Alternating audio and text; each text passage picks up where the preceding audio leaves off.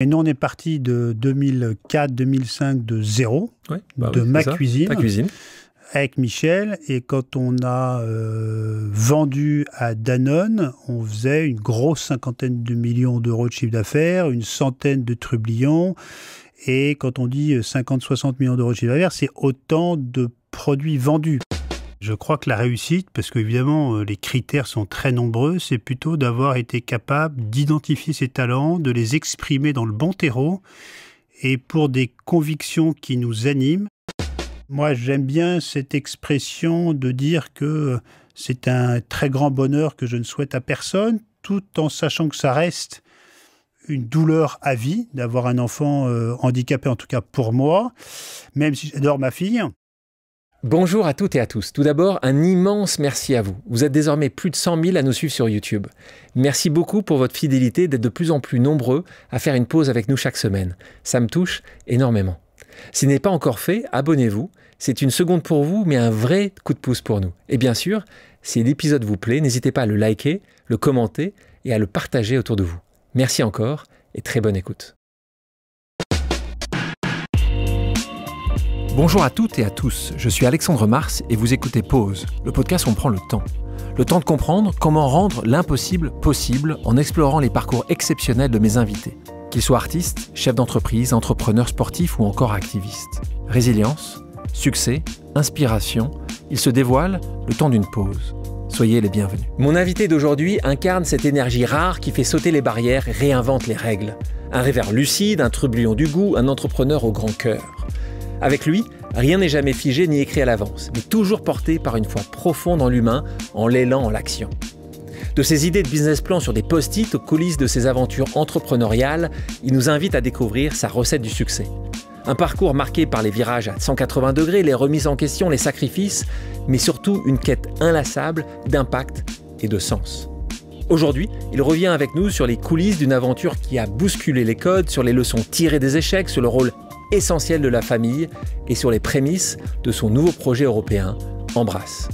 Bonjour Augustin Palluel-Marmont. Bonjour Alexandre. Comment tu vas ? Bien, une vie chargée. Et je me permets, dans ta présentation, tu parles de réussite. C'est pas un mot que j'affectionne particulièrement.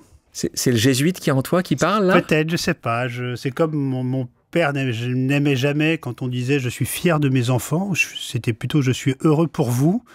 Voilà, je suis pas très à l'aise avec la notion de réussite qui est toute relative, ou je dirais plutôt, comme tu le dis dans ton livre, que je vois à ma droite, c'est plutôt la quête d'une vie alignée. Ouais. Toi, aujourd'hui, justement, comment tu la définirais ? Si tu définis pas la réussite aujourd'hui, ce serait quoi pour toi une vie réussie ?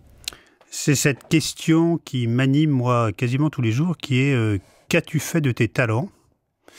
Et je crois que la réussite, parce qu'évidemment, les critères sont très nombreux, c'est plutôt d'avoir été capable d'identifier ses talents, de les exprimer dans le bon terreau, et pour des convictions qui nous animent. Donc voilà, c'est plutôt la capacité à avoir exprimé ses talents dans un bon terreau et au service de convictions, de valeurs qui nous animent chacun. Alors là-dessus, Augustin, c'est intéressant parce que souvent, toi, on t'a mis, quand tu étais plus jeune, dans une case qu'on appelait hors case. En fait, tu sortais du cadre, en fait, la plupart du temps. Comment, justement, toi, tu me parles de cette parabole des talents, c'est ce que tu dis là, en gros, c'est cette vision de quel est ton talent et comment ce talent va être mis au service, tout simplement, en s'arrêtant là. Comment, toi, tu l'as défini ? C'est assez difficile à 12, 15 ans, 20 ans. À quel moment tu t'es dit, j'ai un talent, d'ailleurs, j'aimerais bien se connaître. Moi, le mien, quand j'ai compris cette parabole des talents, je me suis dit, je suis un très bon entrepreneur.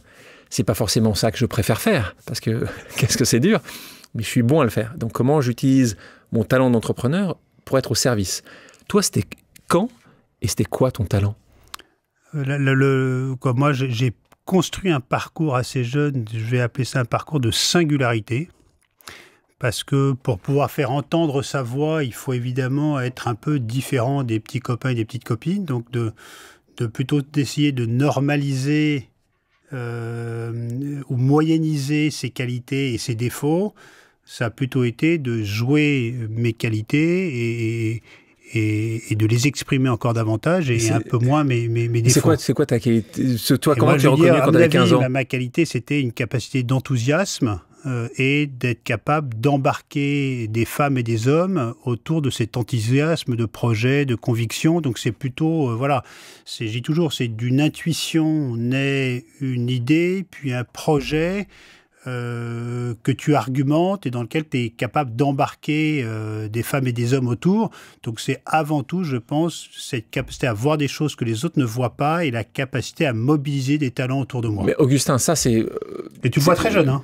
Voilà, c'est ça ma question. C'est à quel âge tu vois ça? T'étais délégué de classe, t'étais oui, chef de bande, comment t'étais? J'étais souvent délégué de classe, j'étais délégué de promo et je me souviens très bien du premier vrai petit projet qu'on a monté, mais c'était à une époque où c'était quand même déjà beaucoup plus rare, c'était en classe de première. J'avais envie d'aller, vraiment, je me souviens très bien, l'envie d'aller sauver l'Afrique. Et j'ai monté un projet humanitaire au Burkina Faso pour construire et poser les fondations d'un dispensaire à 30 km de Ouagadougou à Tanlarguin. Et vraiment, j'étais en première. À l'époque, on était encore sur des machines à écrire ou avec quelques copains du lycée. Et hors du lycée, on avait écrit ce projet-là, on l'avait formalisé, puis on était allé chercher des sponsors à droite et à gauche. On avait été lauréat de la première promo des défis jeunes à l'époque de la mairie de Paris. Donc c'était la première expression à 16 ans de cette capacité de leadership, mais qui s'était exprimée aussi dans la vie de tous les jours à l'école. Ce côté hors cadre, hors moule, il vient d'où? Est-ce que tu penses vraiment que 5 enfants, tes frères et sœurs sont vraiment différents? Tu penses que c'est comme ça, même éducation, même tout, et pourtant on se retrouve avec un Augustin? C'est peut-être, donc chacun de la fratrie était différent, était singulier, a eu un parcours de vie assez étonnant. Et moi, je pense que c'était peut-être aussi pour refuser une forme d'héritage. C'est-à-dire que quand on hérite, on choisit ce que l'on prend et on choisit ce que l'on ne prend pas. Je ne parle pas de l'héritage patrimonial financier, c'est l'héritage de valeurs et c'est un héritage que l'on vit au quotidien. Donc moi, c'était peut-être aussi un sujet de refuser un héritage ou une étiquette et de construire ma propre histoire, de jouer mes talents, de laisser aussi ma petite marque dans l'écosystème dans lequel je vis.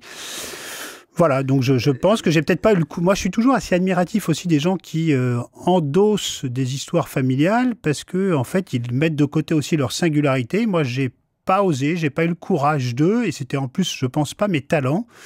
Donc voilà, je l'ai vécu de manière très libre, très différemment et aujourd'hui, je pense que j'ai eu en tout cas la bonne intuition parce que je regrette pas du tout les choix que j'ai faits. Ça me fait penser, c'est un sujet intéressant d'héritage, ça me fait penser à quelqu'un que j'ai eu ici il n'y a pas très longtemps de ça et qui me disait qu'il avait de très nombreux cousins, très nombreux frères et sœurs. Lui, il était le dernier d'une famille de 7.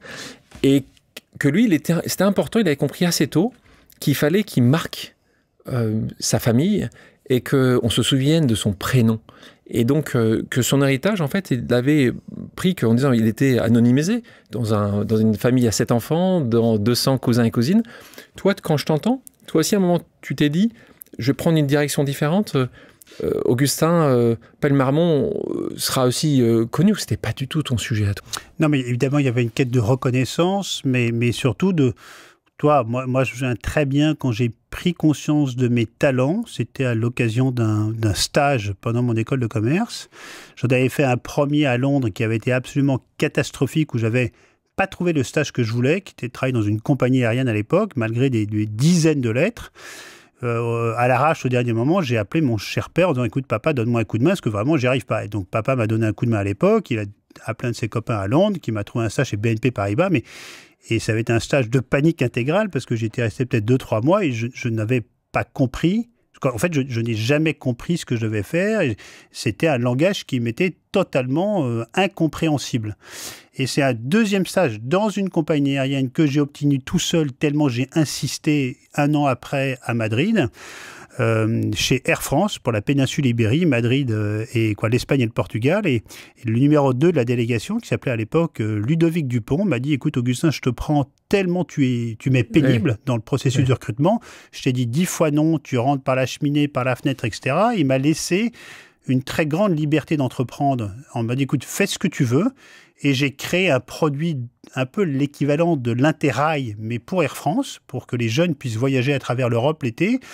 Et je me suis révélé, on avait des lits de camp, on dormait le week-end dans cette grande salle de réunion Plaza des España à Madrid. Et tu savais pourquoi tu te levais le matin? Mais je savais, et surtout que j'ai trouvé le terreau. Et en fait, je me souviens de quand tu as invité Sébastien Bazin dans ton podcast Pause, il disait, en fait, on fait des choix souvent par des personnes et pas tant pour des projets. C'est sûr qu'à l'époque, ce Ludovic Dupont, avec qui je suis resté en contact, m'inspirait beaucoup. Je le trouvais brillant, entreprenant, plein d'énergie. Et j'ai envie, en fait, de me défoncer pour lui et lui démontrer qu'il avait eu raison de me prendre.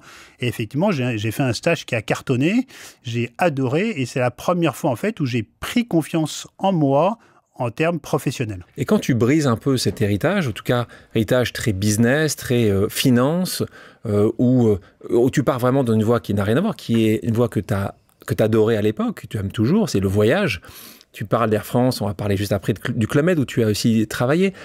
C'est quoi aussi? C'était un sujet important de dire, moi je prends ma propre voie, c'est ma propre direction, je ne vais pas forcément suivre... et être la 5e ou 7e génération. Rappelle-moi la génération... Alors oui, ça dépend. 7e génération. Et, ça faisait quoi exactement le groupe au départ? À l'origine, c'est une très belle histoire parce que c'était la compagnie Lebon qui avait le monopole de l'électricité et du gaz en France, qui a électrifié la France. D'ailleurs, on voit encore. On le voit, alors on le voit plus beaucoup, mais on le voit encore. Entreprise Lebon. Ça a été nationalisé en 1947. Puis après, il y a une reconversion du patrimoine sur des domaines industriels et financiers. Puis voilà, c'était une longue histoire, parce que compliqué, parce qu'à un moment, c'est passé de ma grand-mère à mon grand-père, qui ont divorcé à une époque où ça se faisait pas du tout, parce que ma grand-mère était, après 5 enfants, était malade et avait ce qu'on appelle aujourd'hui une bipolarité, donc avec une histoire de famille qui est très lourde, hein, parce que voilà, dans les années 50, c'était pas anodin, 1950. Donc c'est mon grand-père qui a récupéré d'une certaine manière cette entreprise familiale et qui l'a transformée progressivement dans un domaine financier avec une banque, gestion de patrimoine, il a inventé les SICAV. Après, ça a été dans le private equity, dans l'hôtellerie, dans plein de choses. Mais il se trouve que nous, on en est sortis avec mes frères et sœurs il y a quelques années parce que voilà, les liens familiaux étaient trop complexes dans les passages de génération. Et on a préféré, là aussi, de manière assez courageuse, je trouve, reprendre notre liberté et tracer notre propre chemin en s'écartant effectivement d'une lignée héréditaire. Mais ça, c'est intéressant parce que c'est des années après avoir toi-même décidé de prendre un pas de côté. Parce que quand vous avez vendu, c'était il y a quelques années, et là on parle avant de ça, puisque tu étais encore à l'école. Et tu me parles de Ludovic, moi ça m'intéresse, parce que toi aujourd'hui, comment tu fais dans ces recrutements? Toi qui as recruté tellement de gens au fil des années, est-ce que tu recruterais le Augustin de 20 ans? Est-ce que toi tu restes quand même très cadré dans une grande école, un process, ou est-ce que justement tu t'es permis dans toutes ces années de faire différemment? Et est-ce que de faire différemment a été positif? Oui, toi aujourd'hui maintenant, je trouve que toutes les candidatures qu'on reçoit écrites sont non valables parce que tout est écrit avec chat et compagnie. Et donc je te dis ça parce qu'en fait on demande évidemment des petites vidéos d'1 ou 2 minutes de présentation et en fait une vidéo ça ne ment pas. Et nous, la question qu'on se posait principalement chez Michel Augustin, c'est la fameuse question, est-ce qu'on a envie de partir en vacances avec la personne qu'on a en face de nous? Ça ne veut pas dire que la personne est semblable à nous, mais en tout cas qu'elle dégage des vibes positives, une forme de curiosité, d'énergie, de sunshine, d'ambition aussi. Donc voilà, c'est un subtil mélange, mais c'est évidemment d'abord des profils en termes de personnalité. Moi, j'aime beaucoup ce mot sunshine, énergie, curiosité, ambition, envie de déplacer des montagnes. Et je crois que c'est un des éléments du succès, je pense, de Michel Augustin, c'est d'avoir créé autour de ses talents une culture d'entreprise très singulière qui était un peu unique, avec une énergie et une créativité qui est quand même hors norme. Tu parlais de ce livre, Pause. Il y a un chapitre dans ce livre qui parle des rencontres. Ces moments où une rencontre va faire basculer une partie de ton futur, donc de ton destin. Toi, c'était arrivé assez souvent, tu parles ça de gourou charismatique, c'est des termes, hein. C'était arrivé avec plusieurs professeurs, assez tôt, je crois que ça a commencé en 5e, puis ça a continué au lycée, puis à nouveau à ESCP, tu as des gens comme ça, moi j'adore les citer, ces professeurs, parce que là on parle de professeurs, hein. Souvent c'est des gens qui sont là à ce moment-là, je crois que c'était ton professeur de latin, ton professeur de français, pour toi ça a été des moments importants. Ils t'ont fait découvrir quoi sur toi quand on est en 5e? Est-ce qu'ils t'ont donné une clé que tu n'avais pas, une clé de lecture, une clé sur ta personne? Qu'est-ce qui a fait que ces gens-là, tu peux en parler encore 20 ou 30 ans après avec autant d'estime? Moi, ce que je trouve dingue là-dedans, c'est l'asymétrie des situations où un professeur ou quelqu'un peut, même chacun d'entre nous, on peut marquer profondément et infléchir la trajectoire de quelqu'un sans même s'en rendre compte. En 5e, j'avais un préfet prof d'histoire géo qui était, il est décédé depuis malheureusement, qui s'appelait Stéphane Janin, qui était en plus celui qui dirigeait le théâtre, les cours de théâtre à Franklin, et qui m'a donné en fait le sens du devoir et de faire ce qu'on avait dit qu'on faisait. C'est-à-dire que c'est une forme de fiabilité, c'est qu'on ne peut pas raconter n'importe quoi, on ne peut pas promettre des choses et ne pas les faire. Il m'a vraiment appris ça, plus une forme aussi, c'est tout bête, hein, d'arriver à bien structurer son agenda pour ne pas perdre trop de temps et aller au bout des choses. Celui qui m'a particulièrement marqué après, c'est une époque où j'allais pas bien, j'avais une forme de fragilité psychologique, c'était au lycée, et c'était un professeur effectivement de latin, de français, Daniel Hamon, qui m'a tendu la main. En tout cas, c'était la bonne personne pour moi, pour entrer en résonance, et qui m'a vraiment aidé à passer ce cap de l'adolescence, et avec des parents qui n'étaient pas du tout jaloux, qui se sont évidemment renseignés sur cette personne pour être certains que tout était clean, et qui ont accepté que ce soit cette personne-là qui m'ait vraiment accompagné de manière très rapprochée pendant, je dirais, au moins une grosse année, où j'allais régulièrement dîner chez lui. C'était, toi, dans cette petite, de ce tout petit studio rue d'Armaillet, Paris 17e. Et t'imagines, avec ce qu'on lit aujourd'hui dans ces situations qui peuvent très vite déraper. Entre un mineur, tu veux dire, et un professeur. Aujourd'hui, une autorité. Aujourd'hui, ça se referait, ça ne serait plus possible. Voilà, j'ai mon préfet aussi de première à Franklin, qui était un jésuite, qui a très bien compris qu'il ne devait pas appliquer les mêmes règles avec moi qu'avec tout le monde, et donc qui a réussi à adapter sa pédagogie et les règles à ma sensibilité. Donc voilà, après j'en ai eu un autre qui s'appelle Malel. Quand tu parles de Daniel Hamon, qui était au lycée, qu'est-ce qu'il avait vu en toi pour qu'il prenne de son temps? Encore une fois, il faut remercier ces professeurs qui prennent de leur temps. Il n'avait pas du tout besoin de le faire. C'était pas dans son contrat, mais c'est comme ça qu'il a pensé être utile. Et on parle encore des années après à quel point ça a été marquant pour toi. Qu'est-ce qu'il a vu chez toi? Et à la fin de cette année, comment t'étais devenu une meilleure personne? Moi, je pense qu'il a vu que j'avais un mode d'emploi qui était différent, une sensibilité différente, une créativité différente, une forme d'utopie qui était différente, et qu'il a réussi aussi à adapter sa façon d'accompagner les élèves en faisant quelque chose un peu de sur-mesure. Et je pense que ça correspond aussi à des gens qui ont ce que j'appelle un charisme d'accompagnement. C'était un homme célibataire et qui prenait, il n'a pas fait qu'avec moi, il a fait avec pas mal d'étudiants aussi, cette capacité à repérer un peu les moutons à 5 pattes ou un peu les brebis galeuses d'un troupeau, et d'avoir une attention particulière sur la différence, en fait, sur la différence, et d'être capable de les accompagner, de les remettre en selle avec une trajectoire un peu différente. Donc ça continue, parce que après ça continue. Je crois que c'était ta professeure de stratégie à l'ESCP. T'es bien renseigné. Mais ta professeure Anne-Marie, de prénom, c'est ça. Mais c'est pas pour te donner son nom. On voit, ce que j'aime bien aussi chez toi, c'est que tu reconnais ça. Et c'est vrai que parfois, et on est tous comme ça, on a tous rencontré un moment dans nos vies, et j'espère que malheureusement, parfois, les gens peuvent l'oublier. Peuvent imaginer que c'est eux-mêmes qui ont eu l'idée, ou qui on a besoin d'aide la plupart du temps, on a besoin de mains qui se tendent, et je pense que c'est important, et merci de le dire, parce qu'il y a beaucoup de gens qui nous regardent et qui nous écoutent, qui parfois justement cherchent ces mains-là, ou quand ils peuvent le donner, surtout donner cette main. Je te retrouve à ESCP. Alors tu es passé par la fac, Nanterre au départ, mais je te retrouve comme ESCP, et quand je te retrouve à ESCP, je me dis, dans ce modèle assez cadré, assez élitiste, qui a évolué depuis où tu étais.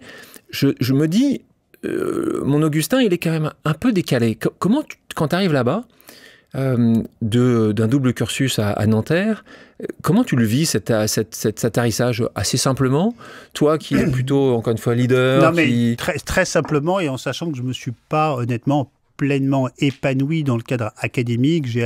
À l'époque, il y avait assez peu de vie associative. Peu d'entrepreneuriat. Peu d'entrepreneuriat. Et donc, honnêtement, j'ai franchi les étapes les unes après les autres avec un peu de difficulté, mais j'ai réussi à obtenir mon diplôme. Mais c'était surtout... Pourquoi tu voulais le faire, toujours pareil. Pourquoi tu voulais faire? Là, il y avait une petite pression pour dire, il faut que tu fasses une de ces grandes écoles parisiennes. Non, j'ai pas eu de pression, mais c'est une forme de se rassurer sur la capacité à avoir un diplôme à peu près reconnu. Au moins, le truc était derrière nous, c'était plus le sujet. Et je savais que ça allait évidemment me servir un peu plus tard. Et je me suis plutôt réalisé dans les projets d'été, où je suis reparti en mission humanitaire, là aussi, sur un très beau projet de copains en Équateur et en Colombie. Voilà, c'était plutôt sur des projets à côté que dans le cadre académique ou même de la vie associative, parce que moi, je sortais très peu à l'époque. Je suis pas aussi spirit, très grande bande de copains à faire la fête. Donc voilà, j'ai vécu ça de manière assez paisible, mais surtout en me réalisant sur des projets hors académique. Mais justement, tu as 20 ans, Augustin, tu es à Paris, tu as les moyens, tu as, comme tu dis tout à l'heure, ce safety net avec cette capacité d'être protégé. Tu es dans d'une des plus grandes écoles de commerce en France. Tu es drivé par quoi? Qu'est-ce qui fait que le matin, tu as envie de te lever pour faire des choses? Tu le vois déjà, cette quête de sens? Tu le sens vraiment ou tu es paisible, tu avances, tu ne te poses pas trop la question? L'été arrive, tu fais tes projets. Deux choses, une grande soif de reconnaissance et aussi de sens. Tu vois, ce petit projet, mais qui était très important pour moi, de voyage humanitaire au Burkina Faso, je l'ai renouvelé en Amérique du Sud avec un autre groupe de copains. Donc, c'était toujours une quête de sens. Et moi, je me souviens très bien de l'Afrique. J'ai cru que j'allais sauver l'Afrique en 3 semaines. Quand je suis parti en Amérique du Sud, je pensais qu'on allait sauver l'Amérique du Sud en quelques semaines aussi. Donc, il y a une forme d'utopie totalement déconnante quand tu la confrontes à la réalité. Mais c'était d'être en mouvement, la soif de la découverte, la curiosité du monde qui m'entoure. Et moi, je l'ai souvent dit, c'est qu'on a, à cette époque-là, moi, j'ai multiplié les expériences, quelle qu'en soit la durée, avec beaucoup d'engagement, de passion. Ça pouvait être, je me souviens, pendant les grèves 95, j'ai été coursier à Paris en mobilette avec ma 103 SP. Ça a duré 2 semaines, mais j'ai vraiment vécu à fond la vie d'un coursier à Paris.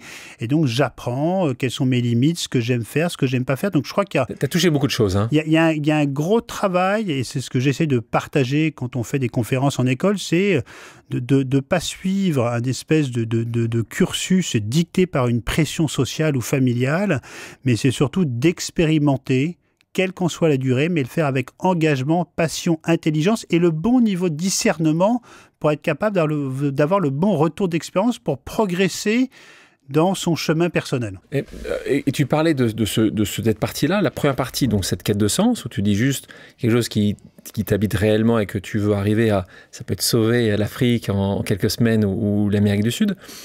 Et puis il y a à nouveau ce sujet de reconnaissance. Quand tu parles de reconnaissance, c'est reconnaissance par rapport à qui? Par rapport à tout le monde, par rapport à ton papa, par rapport à ta fratrie, par rapport à tes professeurs. C'est quoi ce besoin de reconnaissance et à quel moment il a commencé à disparaître? Écoute, évidemment, je pense que c'était pour la reconnaissance, notamment, entre guillemets, médiatique par l'aventure Michel Augustin, a été évidemment un moteur pour démontrer que on peut exprimer une voix singulière et faire un pas de côté. Mais tu vois, moi, j'ai eu la reconnaissance que je voulais avec cette aventure entrepreneuriale et j'ai pas d'ego de mesurer. Donc, globalement, aujourd'hui, moi, j'ai ce que je voulais. Et la quête de sens, elle est née progressivement. Et je dirais vraiment de manière très honnête qu'au départ, c'était plus de la reconnaissance qui s'est transformée en quête de sens. Mais là où je te remercie, c'est de dire la vérité. Parce que souvent, tu pourrais... Non, mais j'ai pas l'habitude de ne pas dire la vérité. Je te connais suffisamment bien, c'est pour ça que j'ai le plaisir de t'avoir ici. Mais je pourrais connaître d'autres personnes, et encore une fois, sans jugement, qui pourraient obérer cette première partie. Moi, je le dis je l'ai toujours dit, j'ai commencé à 17 ans pour gagner de l'argent. Pour moi, c'était mon acte premier qui était fondateur pour tout ce que j'ai pu faire après, au service des autres. Mais il y a bien un moment, il faut commencer et parfois, tu commences pas forcément avec toujours la même analyse et la même direction. là, on s'arrête 2 minutes, même avant de rentrer sur ton CAP de boulanger, parce que j'ai en face de moi un boulanger. Un boulanger. Donc ça, c'est bien. Mais avant ça, je lisais qu'à un moment, pendant des années, toi qui as ce côté entrepreneurial, chevillé au corps, ce que tu faisais, que tu notais des idées, tu les déposais auprès de ton papa. Et ton papa, le lendemain, pouvait dire ou te... Donc tu l'as fait assez souvent, ça. Et puis, c'était des idées qui étaient sympas. Hein. C'était vendre des homards, des journaux à crier. Ce qui est dingue, c'est que c'est des tout petits trucs. Mais je me souviens très bien, à la maison, je devais être au lycée. On avait des petits blocs-notes avec des feuilles à petits carreaux. Et quand, je me souviens de 2-3 fois, quand mes parents sortaient le soir, j'écrivais finalement une histoire d'élevage de homards de là où je viens, dans le Pays de Caux, près de Fécamp, ou de réinventer la distribution des journaux à la criée avec un système de petits jetons pour éviter de manipuler de l'argent. Et voilà, j'écrivais. Je me souviens plus très bien des retours de mon père, que ça devait lui passer peut-être un peu au-dessus, parce que lui-même n'était pas vraiment entrepreneur. Hein. Ouais, non, parce qu'il a repris le flambeau d'une aventure familiale, mais il l'a pas créé, il l'a développé. C'est vraiment ton grand-père C'est mon grand-père qui avait fait cette grande transformation. Donc voilà, mais j'étais animé par créer quelque chose, inventer. D'où ça vient justement ça? Comment tu l'as défini quand tu as essayé de creuser un peu, quand tu as pris ce retour sur toi? Ça vient d'où ce côté vraiment extrêmement entrepreneur? Toi, après on en reparlera, mais en bossant dans des grandes boîtes aussi, je trouve qu'on a cette notion de ne pas être indispensable. Moi, j'ai adoré bosser chez Air France, mais que je sois là ou pas là, globalement, les avions, ils décollent bien, et ça se passe bien. Et c'est vrai que quand tu crées quelque chose, si tu n'es pas là, la chose n'est pas créée. C'est-à-dire que ça n'existe pas sans toi. Et je crois que j'ai encore aujourd'hui besoin, c'est pour ça que je n'ai pas pris de reprise d'entreprise. D'exister, en fait. D'exister par ce statut de fondateur ou cofondateur. Voilà. Si tu n'es pas là à ce moment-là, le projet n'existe pas. C'était pas cette volonté de liberté, non? Les deux, mais c'était aussi te dire, je fais quelque chose qui n'existe que parce que j'en ai été à l'origine et que j'ai écrit la première petite note de synthèse, la note d'intention, le premier deck.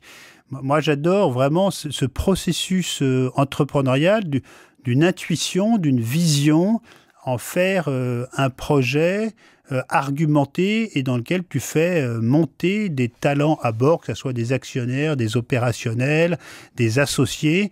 C'est d'une certaine manière laisser une petite trace indélébile dans le monde dans lequel tu vis. Okay.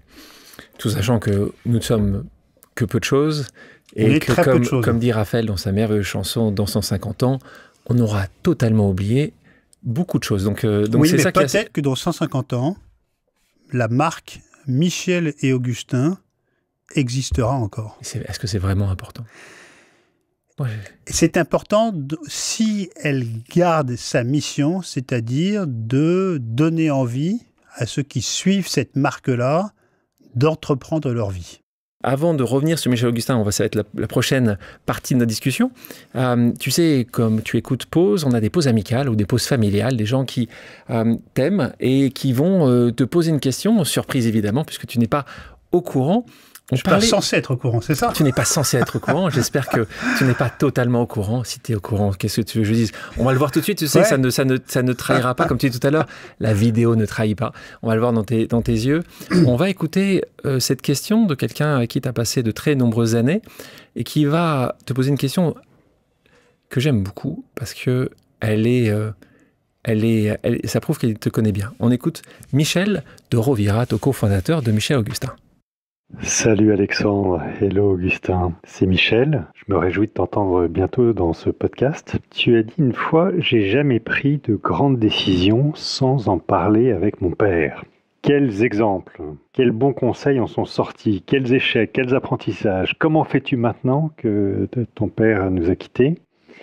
Souhaites-tu la même chose, la même relation avec tes enfants?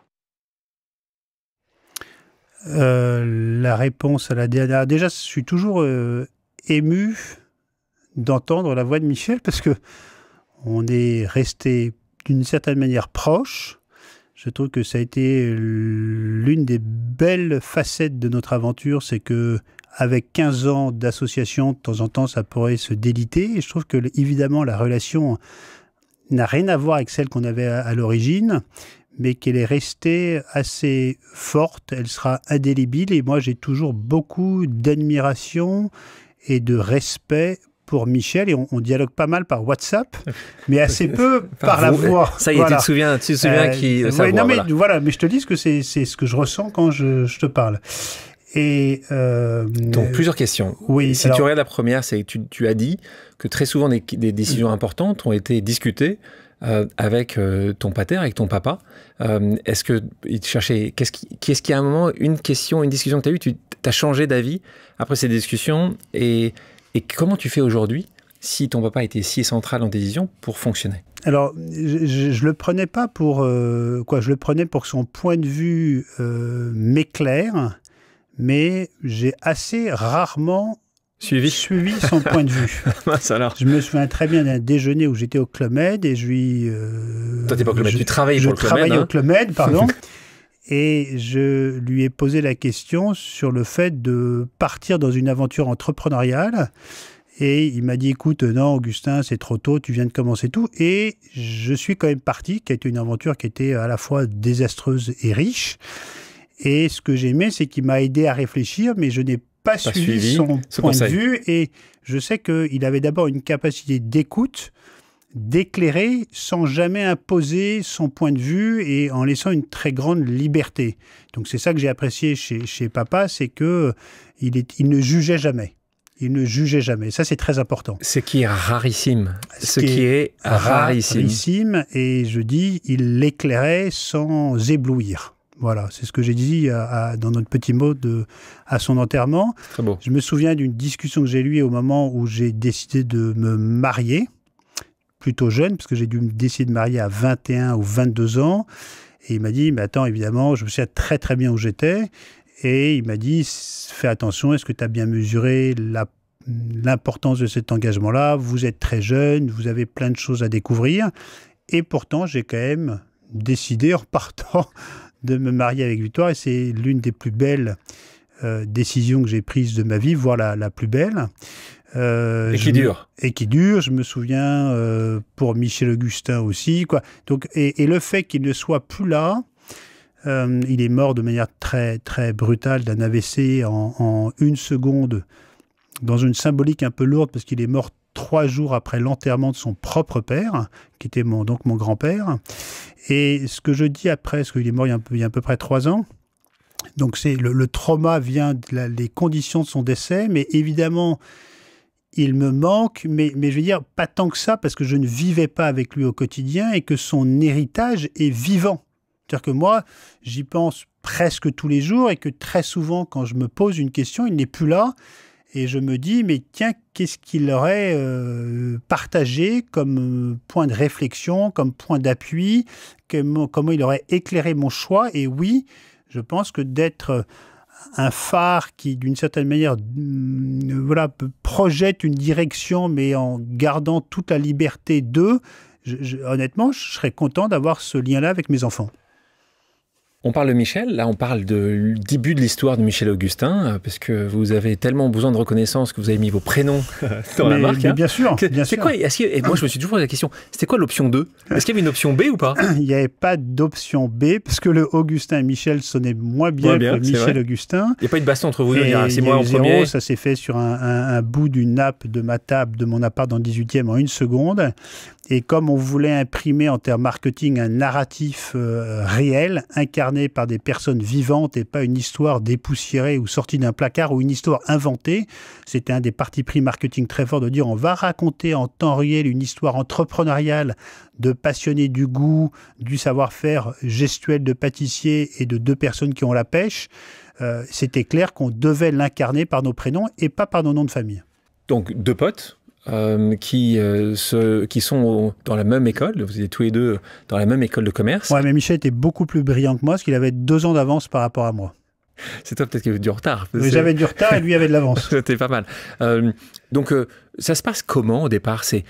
Raconte-nous la genèse. De nouveau, là, c'est plutôt pour ceux qui se posent la question en disant, mais comment, moi, on arrive souvent à avoir des gens qui disent, mais comment avoir une idée? Est-ce que c'est une idée bonne? Comment ça fonctionne? Ça se passe comment cette genèse au départ? C'est toi qui te dis, tiens, c'est quoi l'idée? Qu'est-ce qui t'a amené à avoir cette idée au départ? Où tu t'es dit, tiens, il y a un endroit où on peut exister. Non, mais c'est toujours pareil, c'est un fil rouge que l'on reconstitue après. Donc moi, j'avais, après le Club Med, monté une première boîte qui avait été très violente. Tu avais rejoint une première boîte qui n'avait pas très bien fonctionné. Voilà, il se trouve que j'en avais tiré un profit financier significatif après, mais ça avait été une étape qui m'avait marqué. Après, j'avais eu besoin d'apprendre un savoir-faire gestuel, donc j'avais passé ce diplôme de CAP boulanger en candidat libre.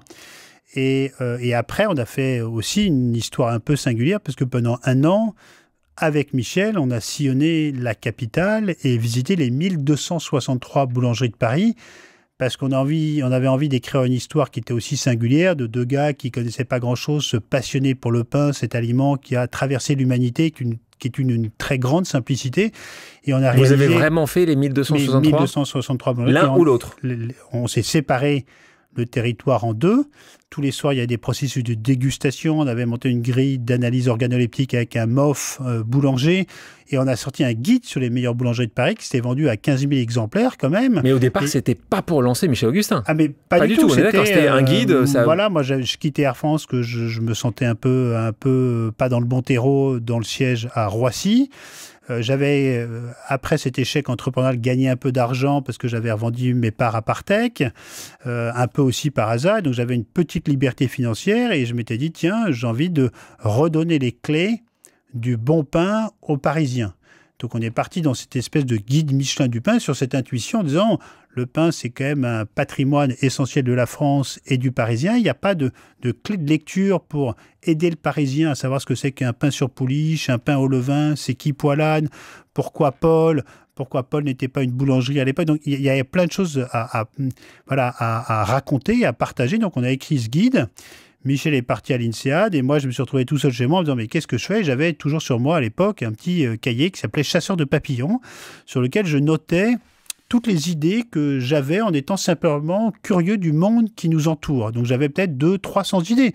Je me souviens, j'avais une radio pour les enfants. J'avais plein d'idées et je me suis arrêté sur celle-ci parce que je commençais à être passionné de l'alimentation, du goût, des ingrédients, de la formulation. Et j'ai vu aussi une opportunité marketing en me disant, mais il n'y a pas de marque qui raconte une histoire en temps réel. Et en plus, on s'adresse potentiellement à un marché mondial. Donc moi, ce qui me plaît, c'est le côté consumer masse. Et avec une simplicité à démarrer tout de suite chez toi. Moi, je crois au pouvoir de l'action.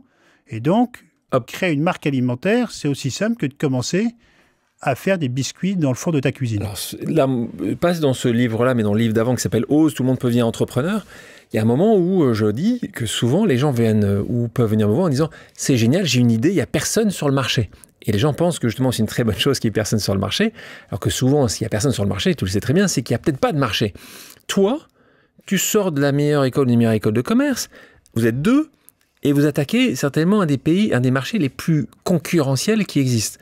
C'était une folie, vous vous étiez rendu compte de ça, ou justement il y a cette beauté de se lancer aussi jeune en disant c'est faisable. Tu avais déjà, quand tu me parles, là tu me parles du monde, hein, quand je t'ai entendu, tu avais vraiment cette volonté que Michel Augustin soit Michel and Augustine aux États-Unis. Tu avais vraiment cette volonté, ou tu disais juste déjà lançons un truc à notre petit niveau? Non, on avait une ambition de conquérir le monde alors qu'on était encore dans ma cuisine de mon appart rue Hermel dans le 18e. Et je me souviens très bien, on fait des biscuits et pas partout malheureusement, mais presque partout, on se nourrit convenablement et donc on est capable d'acheter des biscuits. C'est un marché mondial. Mais évidemment, ce que les gens ne voient pas vraiment, c'est qu'à la fois, il faut être très fort sur le produit. Et nos produits, au démarrage, étaient en plus pas très bons, mais progressivement, ils sont devenus très bons. Et il y a aussi une dimension, au sens noble du terme, de marque, d'éditorial. Qu'est-ce que tu vas raconter à travers tes produits? Pour les gens qui qui nous écoutent, qui mangent, qui boivent, qui connaissent la marque Michel Augustin, mais qui ne connaissent pas forcément les moments qui ont été parfois plus compliqués. C'est quoi la plus grande erreur que tu as commise dans ces 15 ans Non, mais tu as plein d'erreurs opérationnelles. Moi, je trouve que les erreurs les plus tristes, ce sont souvent des erreurs de recrutement. Quand tu recrutes des personnes qui sont super, mais qui ne sont pas super dans le terreau que tu peux proposer. Donc, c'est toujours pour moi un déchirement, même si on sait que c'est bénéfique pour tout le monde à la fin de se séparer de quelqu'un. Tu arrives à te séparer, toi, facilement? Non, pas facilement, mais la vie a appris qu'il fallait mieux le faire, parce qu'à la fin, au-delà des péripéties, c'était toujours bénéfique. Donc, on s'est aussi pas mal planté dans pas mal de recrutements. On a fait des erreurs rétrospectivement stratégiques, par exemple de l'éparpillement catégoriel. C'était à la fois pour assouvir une créativité sans limite, sans le savoir, gagner aussi du chiffre d'affaires assez facilement, mais à la fin, tu fais un peu un château de cartes parce qu'il faut défendre des positions sur plein de catégories et tu crées une espèce de bordel opérationnel à gérer quand tu as 15 usines partenaires, 200 produits, 5 catégories, 2 flux logistiques, des produits avec 10 jours de date sur des mousses au chocolat. Donc, on avait une complexité opérationnelle. Donc, c'est toujours pareil, hein, c'est que la croissance génère de la complexité tue la croissance. Mais je te dirais que j'ai pas eu l'impression de faire de très grosses erreurs. Et après, c'est plus une capacité à se gérer soi-même, gérer sa ressource personnelle et d'être capable de te dire quand tu passes dans le rouge, de repasser dans l'orange, parce qu'une fille, le plus précieux dans une entreprise, c'est les femmes et les hommes qui l'animent. On parle d'erreurs qui n'est pas les échecs. Donc, on entend, mais quelle est ta relation à l'échec déjà et quel a été pour toi un échec que tu as réalisé pendant ces années, Michel Augustin? Et donc, relation à l'échec, pour toi, tu l'analyses facilement? On a eu plein d'échecs de recrutement, lancement de produits, plein de trucs. Donc, moi, je ne pense pas avoir vécu d'échecs. On a eu des périodes difficiles à traverser. Quand on a eu du bad buzz autour de la marque, sur des accusations qui étaient dénuées de tout fondement, sur lesquelles on a dû se défendre. Donc, il y a des trucs qui ont été douloureux. Mais pour moi, c'est pas des choses en termes d'échec. À la limite, je regrette pas ce que j'ai fait, parce que quand les gens sont mal intentionnés, ils sont mal intentionnés. Je suis d'accord. Mais ceci étant, et je pense que tu réponds aussi à un point, c'est que l'échec, et en particulier de nouveau pour les gens qui nous écoutent, l'échec ne doit pas être juste la fermeture d'une entreprise. L'échec, c'est tous les jours. Enfin, moi, tous les jours, j'ai des échecs, des choses qui vont pas parfaitement comme j'imagine, des gens qui me disent non, des gens qui font pour une autre direction. Je pense que ce que tu as vécu également, ça peut être des recrutements, des mauvais recrutements, des clients qui vont arrêter de te distribuer. Donc, je pense qu'il faut aussi arriver, ce qui est pas facile, à l'accepter. Donc, il faut arriver à comprendre que un échec, c'est le début d'autre chose. Il faut arriver à positiver, ce qui est pas toujours facile, de regarder le verre à moitié plein et pas le verre à moitié vide. Toi, dans cette direction de 2006 à 2018-2019, pour de nouveau les gens qui nous écoutent, c'est quoi la taille de Michel Augustin? C'est combien de revenus? Non, mais nous, on est parti de 2004-2005 de zéro, ma cuisine. Ta cuisine. Avec Michel, et quand on a vendu à Danone, on faisait une grosse 50aine de millions d'euros de chiffre d'affaires, une centaine de trublions, et quand on dit 50-60 millions d'euros de chiffre d'affaires, c'est autant de produits vendus, parce qu'on parle de produits qui valent globalement prix de cession grande distrie 1 euro. Donc c'est quand même 50-60 millions de produits à l'époque achetés par des consommateurs, globalement des Français, et donc qui achètent, qui lisent, qui goûtent et qui souvent réachètent. Donc c'est là où c'est comme un journal, parce que les packaging, nous on en a fait des journaux en racontant ce que l'on vivait. Donc 15 usines partenaires, donc c'était à la fois petit, mais je me souviens très bien qu'à la fin on avait encore, parce qu'on avait beaucoup de rites à la bananerie avec les portes ouvertes. C'était votre bureau, où des gens venaient nous voir en croyant que les biscuits étaient fabriqués à la bananerie, alors que c'est 15 grosses usines globalement qui bossaient avec nous. Augustin, tu me parlais de produits plutôt français. Revenons en 2015. En 2015, c'est là où je te rencontre, à notre première rencontre. Et la rencontre, elle est assez exotique ou romantique, parce qu'on se retrouve la première fois à Brooklyn. C'est là où j'habite depuis quelques années. C'est là où, avec ta merveilleuse épouse et vos 5 enfants, vous débarquez. On est en 2015. Cette volonté, c'était aussi c'était vraiment cette vision absolue qui était la mienne quand j'ai débarqué là-bas quelques années avant, en disant, quoi qu'on veut faire, si on veut le faire et être le premier de notre catégorie, il faut réussir à être le premier de catégorie aux États-Unis. C'était cette vision très entrepreneuriale qui est celle qui m'avait amené à partir aux États-Unis. Toi, c'était la même chose? Tu voulais montrer aussi, avoir une autre culture pour tes enfants? Tu avais l'appel des États-Unis. C'était quoi la raison de tout ça? Il y a plein de raisons.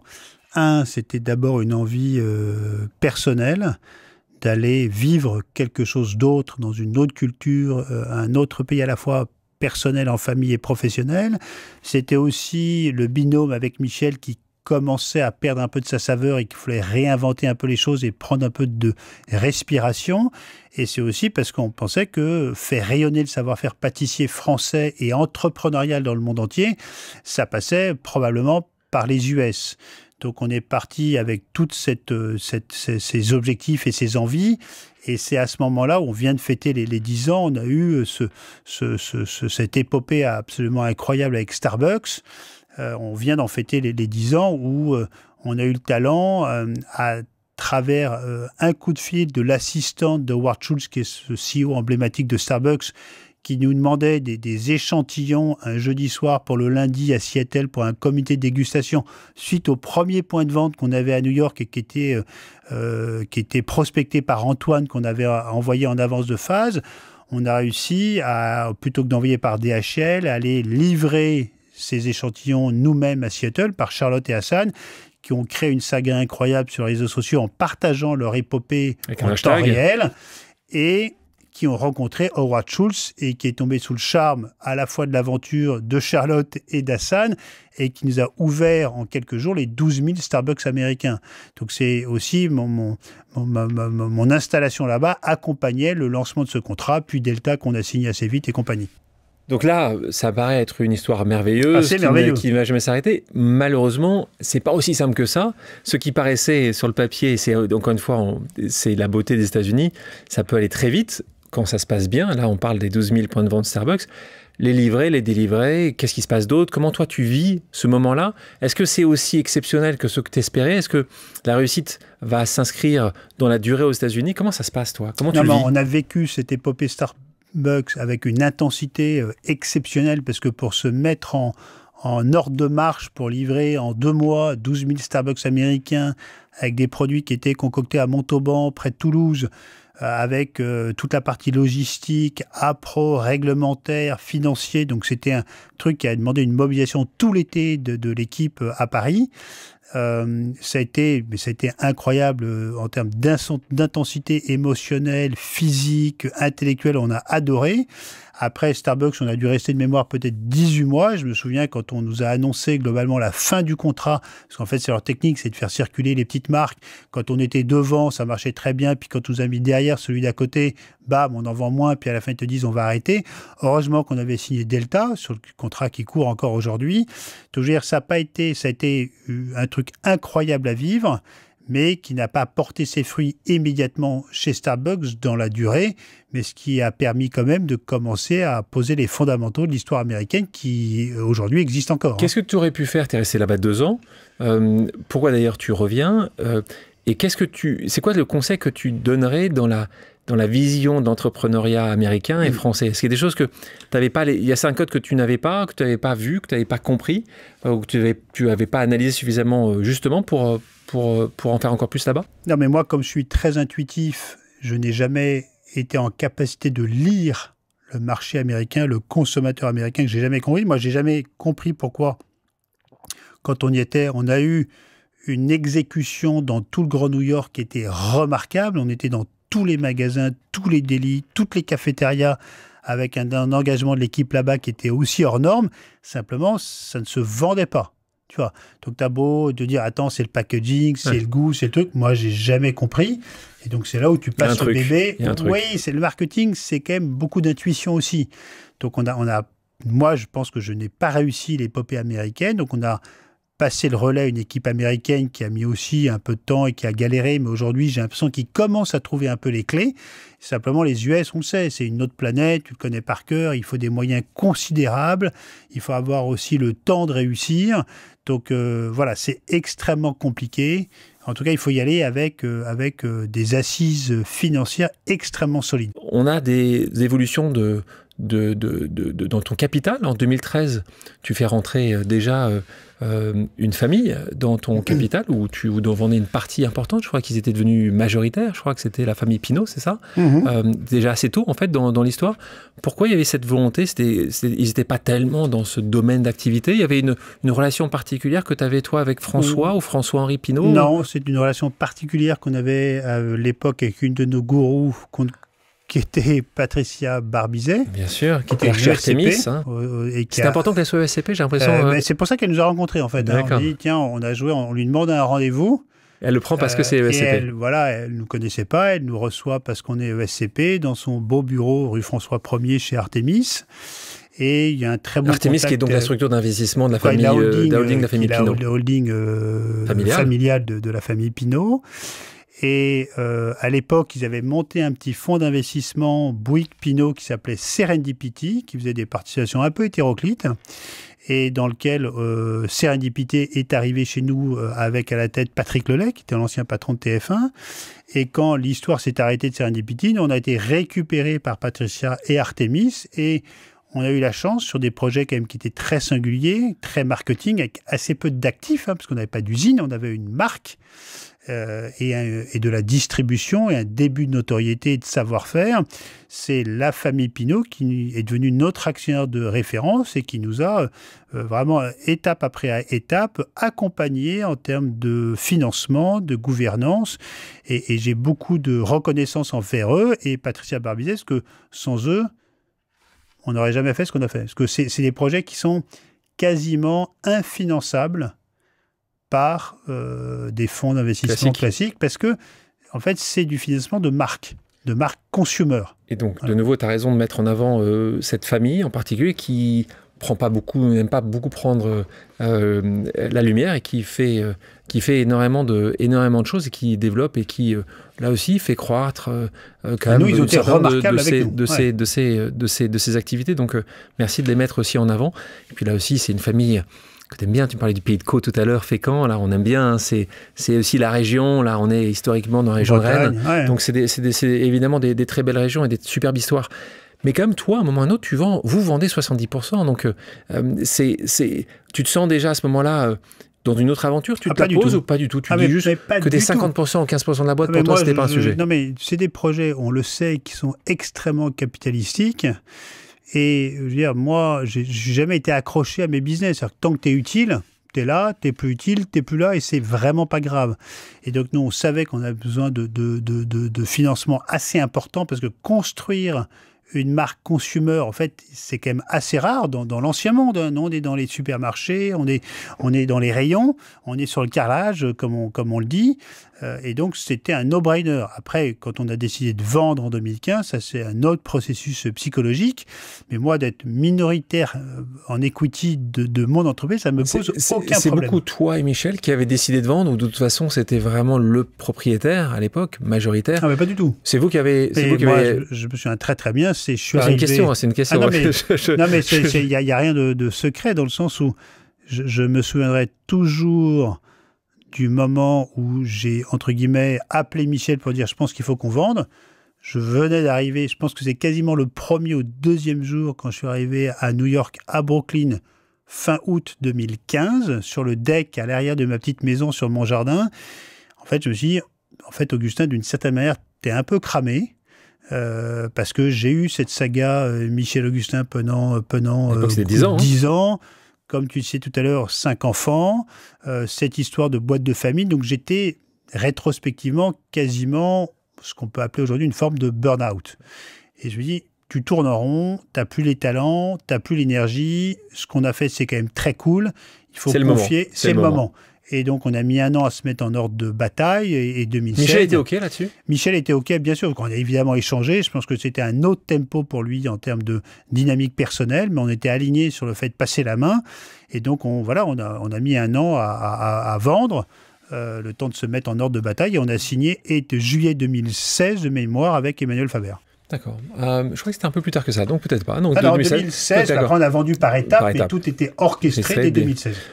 Pourquoi Danone? Parce que Emmanuel Faber, justement, en parlant de sens, en parlant de vision d'une entreprise, est-ce que ça a été important pour toi? Est-ce que tu avais d'autres choix? Oui, alors on a eu beaucoup de curiosité sur le dossier, qui était atypique.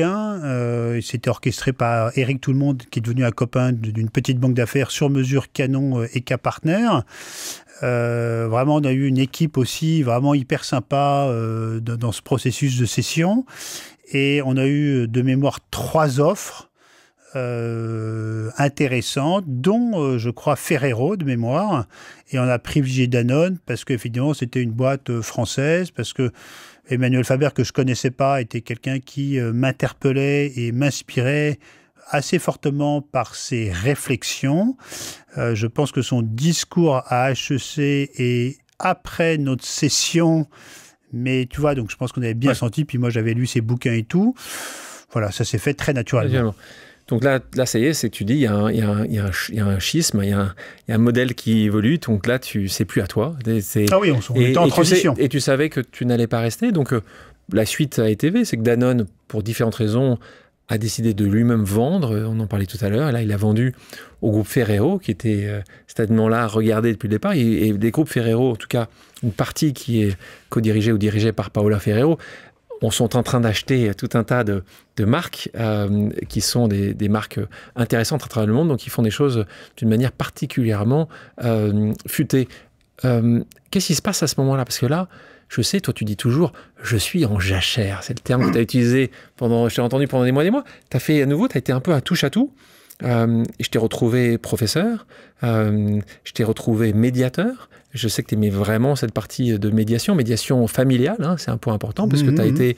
Tu fais... Oui, non, mais médiation au sens appliqué à la famille, mais une médiation est un processus qui s'applique à globalement toutes les situations de conflit. Oui, mais là, c'était familial, oui, d'accord. Là, tu me fais c'était qu'un pour les familles. Là, non, parce que le diplôme d'État n'existe que pour la famille, mais les processus de médiation s'appliquent à tous les conflits. Mais oui. Mais toi, particulièrement, ce qui t'importait, et c'est encore une fois tout à ton honneur que c'était pas entre un CEO et son directeur général, c'était entre une femme et un homme et une femme, dans une relation de couple, une relation belle pendant des années qui, tout d'un coup, devient parent-enfant, ou grands-parents-enfants, petits-enfants, succession. C'est tous les conflits qui concernent plus particulièrement les familles.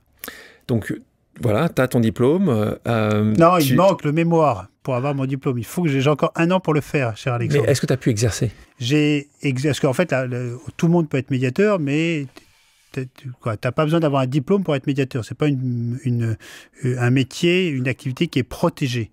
Mais j'ai exercé en stage pendant 2 ans avec Blanche de Noyelles, où j'ai dû faire une quinzaine de processus complets en tant que co-médiateur, qui est le médiateur, c'est le médecin du lien. Et je trouve que c'est un métier qui est absolument incroyable, parce que j'ai vu beaucoup de situations où tu pensais que c'était des conflits qui étaient vraiment d'une très grande intensité dramatique et vraiment très violents, et qu'avec un cadre sécurisant, tu arrives à remettre 2 personnes qui petit à petit se refont confiance et arrivent à trouver le meilleur compromis pour eux, pour leurs enfants, pour leurs proches. C'est vraiment un très très beau métier. Et j'entends, tu m'en as déjà parlé, tu m'as expliqué quand tu prenais cette direction-là.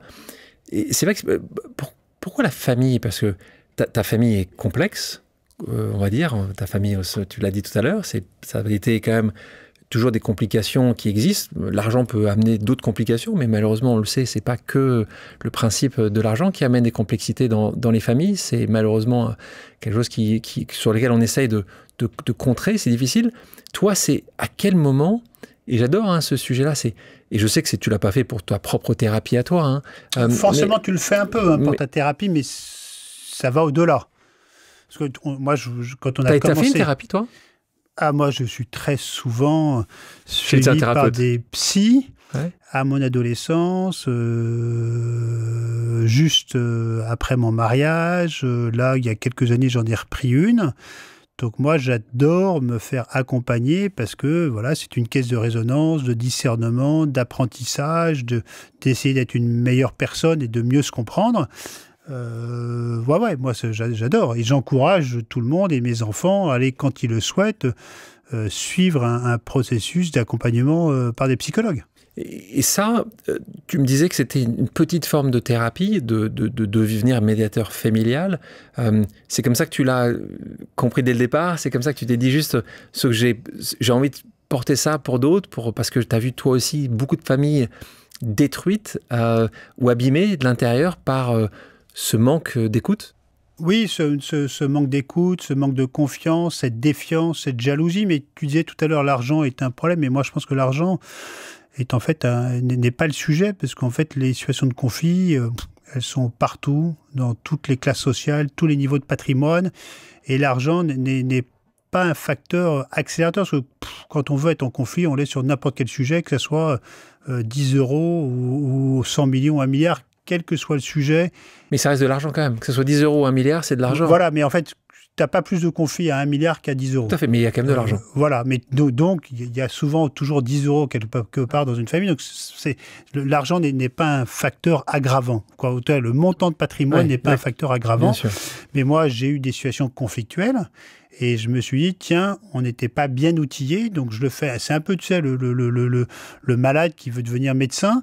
Mais toi, j'ai pas été bien accompagné, donc je vais essayer d'accompagner les autres correctement. Ce qui est dingue, c'est que je le vois bien dans ma promotion de départ de EFM. Il y en avait, on voyait très bien ceux qui étaient purement dans un but thérapeutique, qui au bout de 3 mois laissent tomber, parce qu'en fait eux-mêmes sont trop fragiles ou sont trop torturés.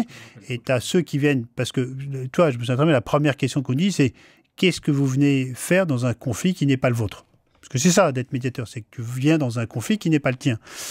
Donc voilà, donc je pense qu'il faut dépasser cette dimension thérapeutique et pour vraiment être capable d'embrasser le conflit des autres pour leur donner des clés de lecture. Parlons de famille, parce que là aussi, pour te connaître bien depuis plus de 10 ans, je sais à quel point ta famille est centrale. Tu parlais tout à l'heure de Victoire, que tu as rencontrée jeune. Vous avez 5 enfants.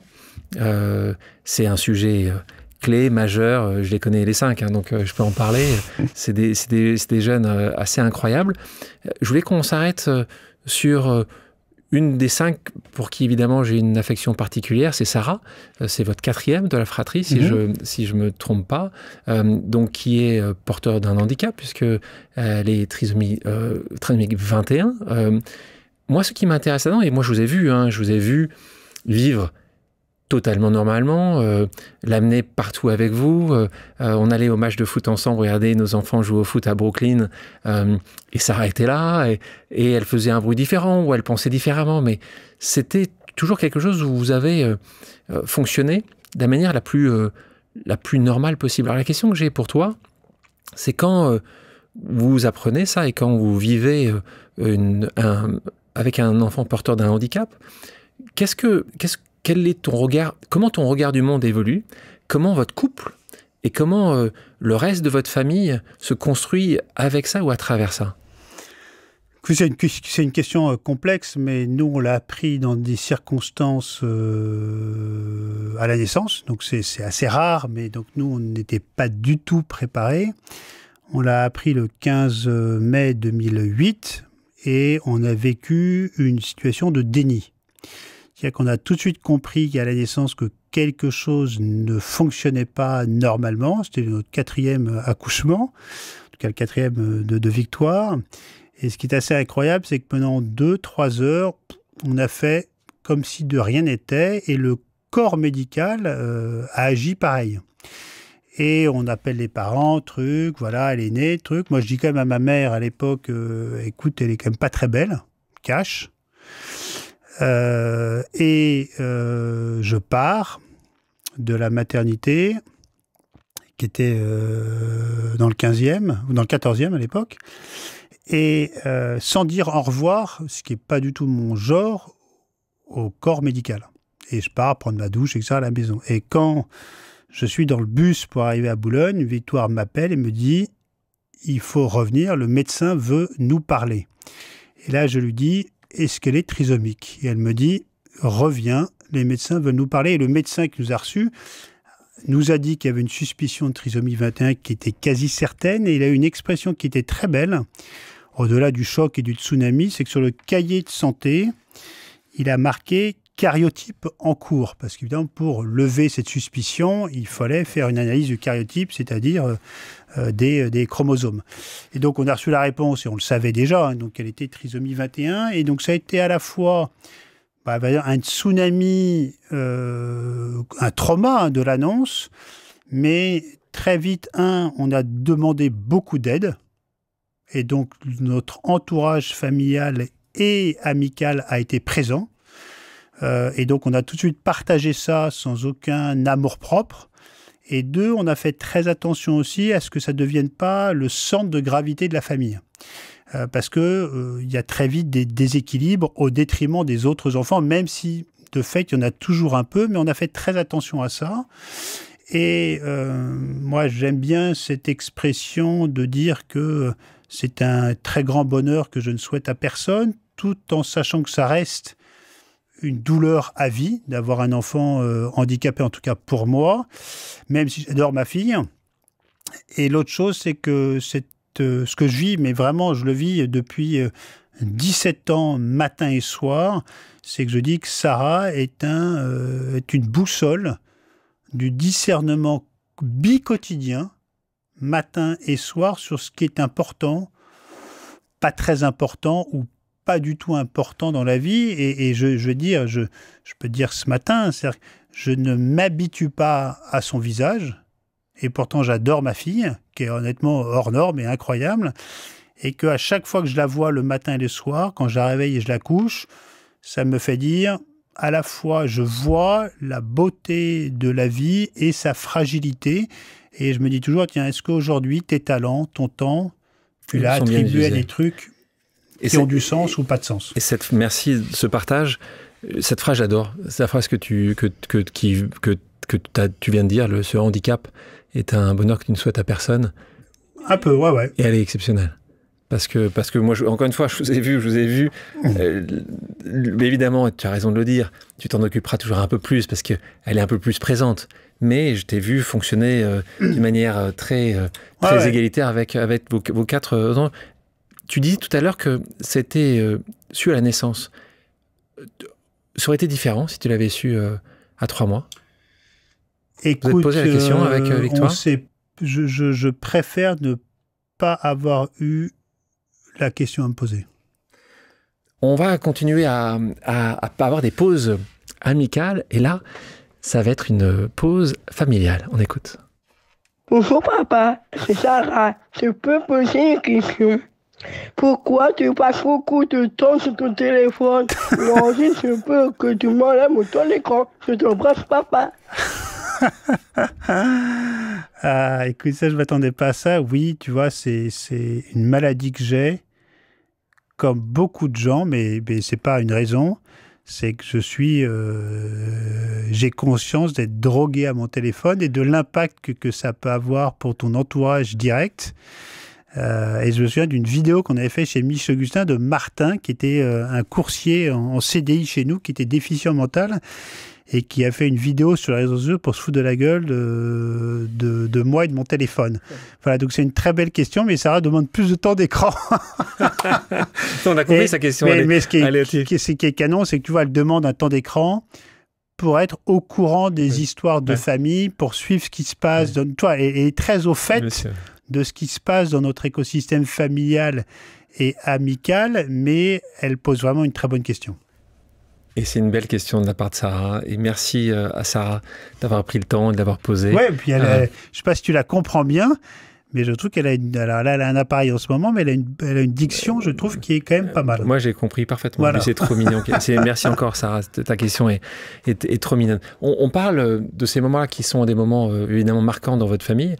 Ce qui est important, et je voulais, sans parler uniquement de toi, mais ouvrir un peu le débat, parce que ce débat est important de porter, justement ces gens qui sont différents.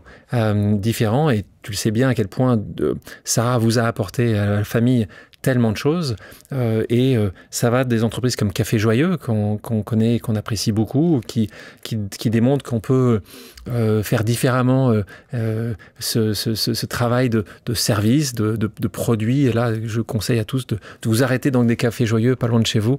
C'est extraordinaire. C'est voilà. Donc, bien évidemment, peut-être que vous serez servi peut-être quelques secondes de moins. Peut-être que vous allez devoir dire 2 fois la phrase plutôt qu'une fois. Mais cette différence-là, le regard que vous allez avoir, la discussion qui va être engendrée est quand même assez exceptionnelle. On continue là-dessus, c'est le papotin. Alors évidemment, je suis un petit peu biaisé parce que cette émission que je conseille à tout le monde de regarder une fois par mois, la rencontre du papotin sur France Télévisions, est coproduite par Florence, ma femme d'amour. Mais encore une fois, c'est la capacité que une grande chaîne télévisée française, là on parle de France Télévisions, et décidé, après que des gens brillantissimes qui sont les producteurs, qui ont poussé ce projet-là, et puis en partant du départ du papotin, quelque chose qui existait depuis des années, et qui met en avant une différence, qui montre cette différence, elle apporte tellement de choses. Là, on parle de jeunes adultes et d'adultes journalistes qui vont interviewer des gens qui ont réussi, mais ils vont les interviewer de manière différente, parce qu'ils ont un angle qui va être différent. Et ça, aujourd'hui, on arrive de plus en plus à comprendre, et c'est une bonne chose, pas assez, tu vas me dire évidemment, parce que je sais que toi tu t'es beaucoup battu sur ces sujets pendant des années, mais reconnaissons qu'il y a aussi des évolutions positives que notre société. Il faut continuer, que ces patrons de chaînes, que ces patrons de médias, que ces gens, parce que Café Joyeux, comme tu le sais, ils ont d'abord eu la chance d'avoir quelques grands groupes qui ont dit j'ai un pied d'immeuble, ou venez dans ma cafétéria, parce que j'ai envie ici de faire ça. Donc surtout, tu parlais tout à l'heure de cette unicité, la capacité, quand vous avez ce pouvoir-là, utilisez-le, parce qu'il y a beaucoup de gens qui vont en avoir besoin. Tu veux rajouter quelque chose là-dessus? Non, mais toi, moi je trouve que la société, globalement, a fait des progrès énormes. Toi, moi, en 17 ans, j'ai jamais eu le moindre regard, la moindre agressivité.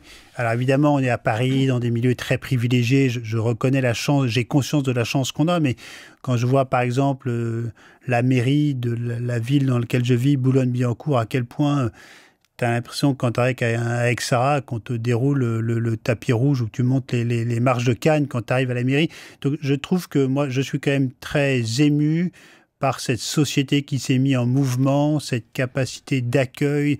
Toi, l'école dans laquelle elle était à Fénon-Sainte-Marie, Sarah qui était en classe Ulysse, il y a encore 1 an là-bas, oui, 1 an, quand je voyais les 2 points annuels qu'on avait, on avait jusqu'à 12 professionnels autour de la table pendant 1 heure 2 fois par an. J'ai un élève normal, c'est 10 minutes, 2 fois par an, un conseil de classe. Donc je trouve que moi, je suis très touché par cette attention très particulière que l'on a beaucoup pour ces enfants. Évidemment, probablement pas assez. Après, il y en a qui sont, tu vois, j'ai été très impliqué dans le scoutisme. Et le scoutisme, en tout cas là où j'étais, ils sont encore à la rue parce qu'ils sont en retard. Et c'est pas grave parce qu'ils avancent. Mais globalement, je trouve qu'on vit quand même dans un monde incroyable en termes d'inclusion et d'attention à l'autre. On va continuer plutôt dans ta vie personnelle. Et là, on parle sur cette partie spiritualité. Je sais que pour toi, c'est un sujet clé, majeur, important, essentiel. On va continuer les pauses amicales et on va écouter quelqu'un qui est là aussi très important pour toi. Salut Augustin, c'est Barthélémy. Je suis honoré d'avoir été choisi pour m'adresser à toi dans ce podcast. J'ai beaucoup appris de ta curiosité ces dernières années. Beaucoup appris aussi de ton goût pour les relations authentiques. Tu as su créer un pont entre l'entrepreneur que tu es et le prêtre que je suis. Et c'est vrai, je suis très reconnaissant de te compter parmi mes proches amis. Alors voici ma question. Quand on s'est rencontrés, tu étais assez réservé et tu regardais avec une certaine distance la religion. Quels ont été les moments fondateurs pour ta foi et ta quête spirituelle ? Merci. Ouais, on parle du père Barthélémy. Oui, hein. alors que tu l'appelles Bart, toi. Moi, j'appelle Bart, et je crois que c'est aussi ce qu'il a apprécié dans notre amitié avec Victoire et nos copains. C'est justement que son statut de prêtre était un non-sujet. C'est que je parle comme avec toi, comme il n'y a pas de sacralisation de la fonction ou de la mission. C'est une grande simplicité et aussi une grande liberté de parole avec lui sur lequel on parle de tout. Et je pense que c'est souvent ce dont ont besoin les prêtres, qui sont souvent un peu trop malheureusement sacralisés. Voilà, moi, évidemment, mon histoire de foi, c'est l'éducation de mes parents, c'est les écoles dans lesquelles je suis allé. Tu faisais référence aux jésuites qui m'ont profondément marqué. Et je dirais... Mais tu t'es un peu éloigné de ça à un moment. Je me suis un peu éloigné, mais j'ai fait beaucoup de séjours en abbaye, à Saint-Benoît-sur-Loire, à Tamier, près d'Albertville. Et après, c'est un gourou aussi que j'ai retrouvé au début de mon mariage qui s'appelle Malel, qui nous a beaucoup éclairé. Je suis allé en agapéthérapie à Kakuna, sur les rives du Saint-Laurent, à 7h15 de Montréal. L'agapéthérapie étant une guérison pour l'amour de Dieu. Donc, je suis en quête de spiritualité. Barthes, une phrase que j'aime bien, c'est dire chercher, c'est déjà croire. Donc oui, moi, je suis un catholique pratiquant parce que j'y trouve mon compte en termes de repos, de spiritualité. Voilà, je pense que je suis très ouvert aussi sur le monde.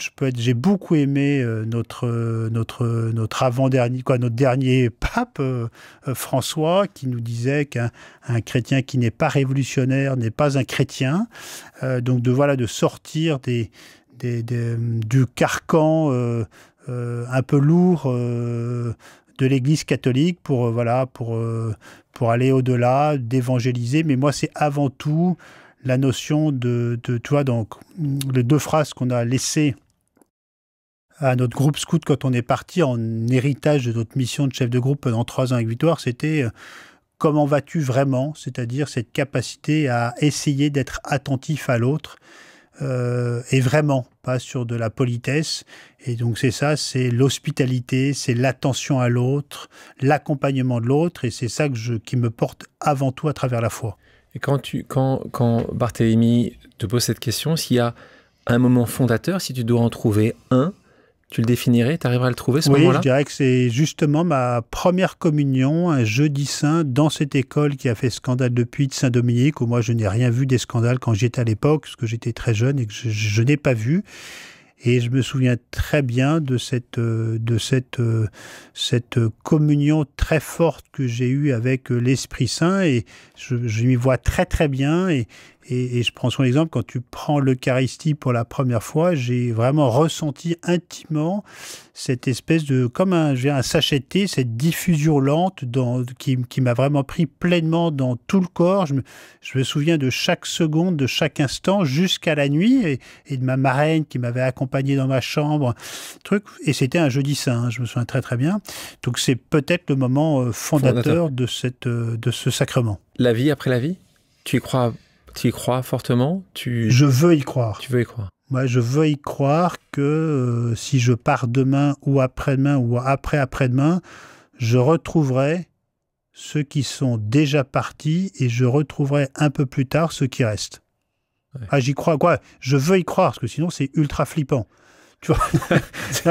Et de me dire que s'il m'arrive un truc en partant là, je retrouverai ceux que j'ai connus, mon père, mon grand-père. Et ton papa, ton papa est venu te voir dans tes songes, t'as été reconnecté avec lui? Non, j'ai pas été reconnecté, mais j'y pense beaucoup. Tu vois, pour moi, il est vivant. Il est là. Il est là, mais ouais, il est là, parce que son héritage est vivant. Donc moi, dans les petits mots que j'envoie quand des personnes perdent des proches, c'est vraiment, je dirais qu'un décès, c'est un pas vers l'éternité, et que d'une certaine manière, on va tous s'y retrouver. Donc, on est triste, mais voilà, c'est une question de temporalité. Parce qu'à la fin, on va tous se retrouver. Les gens qui s'aiment. C'est cette merveilleuse chanson de l'hymne de l'amour. Hein. Dieu réunit les gens qui s'aiment. C'est ça qu'on peut espérer pour tout le monde. On continue. Et là, on continue sur... là, je t'ai quitté médiateur et vers ce travail de médiateur, après d'être enseignant. Et là, il y a quelques temps de ça, on a une discussion, on reparle. Et là, je suis reparti. Et ça, c'est toi qui me dis ça. Et là, tu me dis, embrace, on va faire ça, on va développer ça. Et là, je te retrouve tout ça. Mais d'ailleurs, chaque fois que je t'ai vu, depuis que tu as quitté formellement Michel Augustin, à chaque fois que tu faisais quelque chose, tu étais habité par ce quelque chose, à chaque fois. Et là, je te revois encore habité. Donc, si tu peux nous faire le pitch à tous les gens qui nous écoutent, c'est quoi Embrace? Qu'est-ce que tu essayes de faire? Raconte-nous. Non, mais donc Embrace ou Embrace, comme on veut. On va dire Embrace. Embrace, mais attention. Parce avec un C. Voilà, c'est ça. Avec un C. C'est l'intuition, là aussi, de dire que moi, j'ai une conviction depuis 10 ans, c'est que je suis profondément européen, et que c'est un territoire marketing totalement absent, et que le narratif européen aujourd'hui s'exprime à travers un projet politique qui est mal perçu, qui est mal partagé, qui est mal scénarisé. Et je suis contre le repli nationaliste. Et donc, je pense que l'Europe, c'est un territoire exceptionnel. Je parle de l'Europe au sens géographique, culturel, de 47 pays.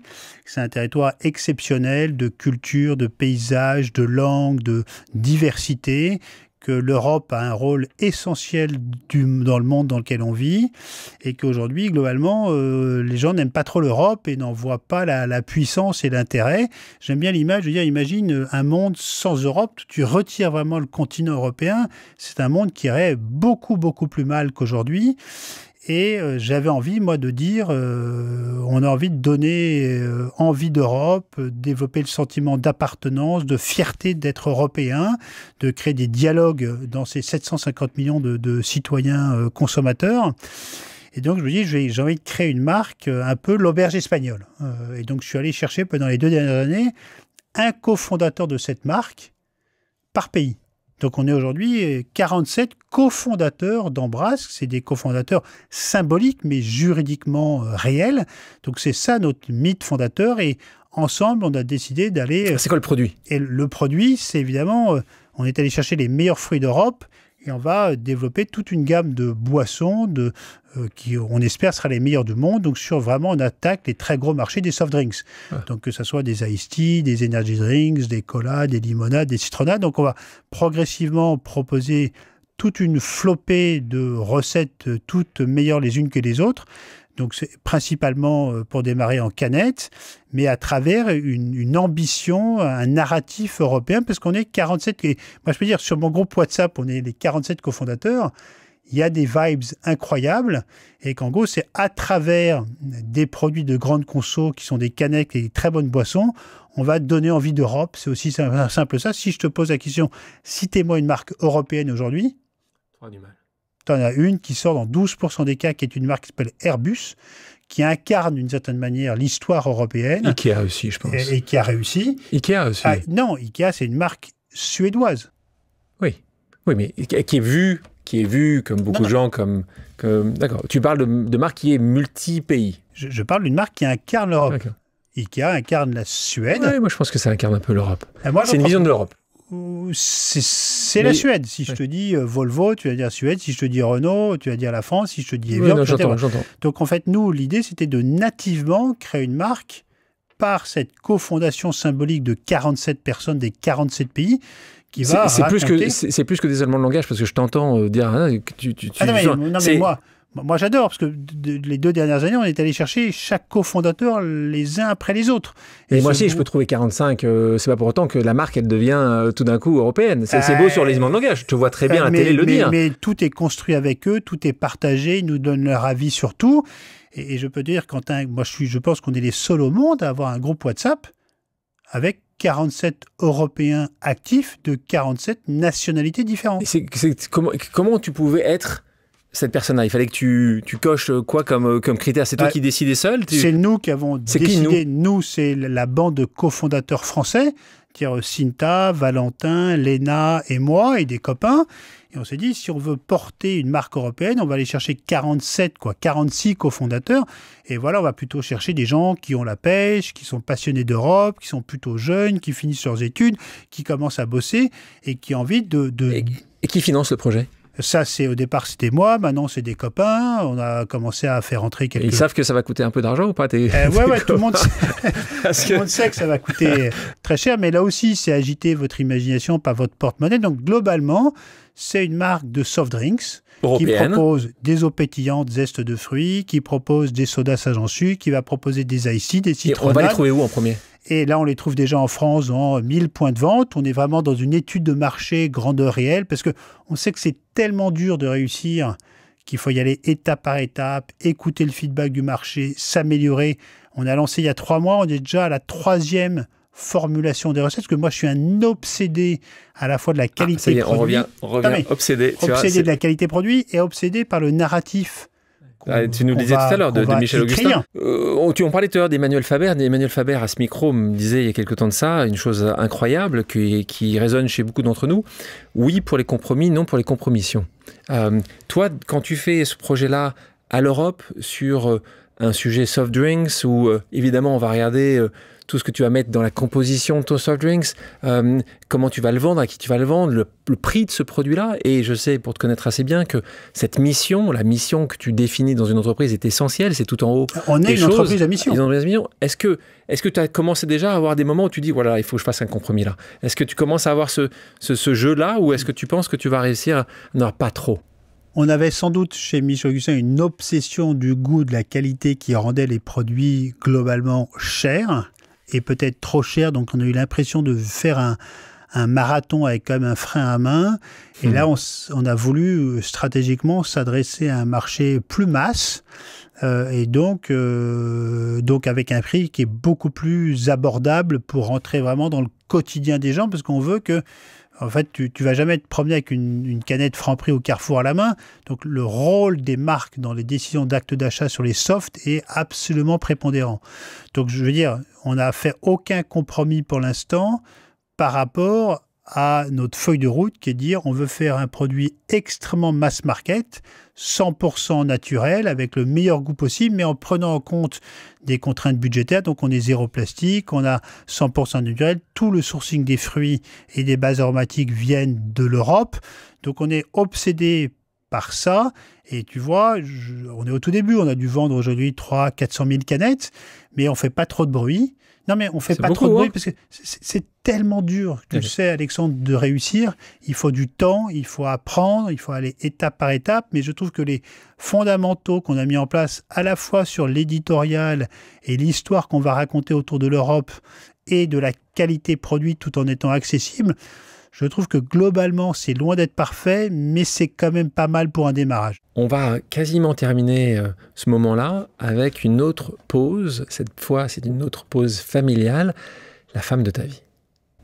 Coucou mon chéri, je pense que tu l'as déjà dit, nous avons 5 enfants avec des personnalités et des qualités différentes, avec des sensibilités différentes qui peuvent quelquefois rendre les discussions houleuses et c'est riche. Ce melting pot de singularité rend la vie pétillante et intense. Eh bien, mon rêve, et je pense que tu le partages aussi, serait que nos enfants continuent à être complices et vivent en fraternité aimante, c'est-à-dire en ayant conscience des particularités et des failles de chacun et en les acceptant, et surtout en apprenant à se parler gentiment.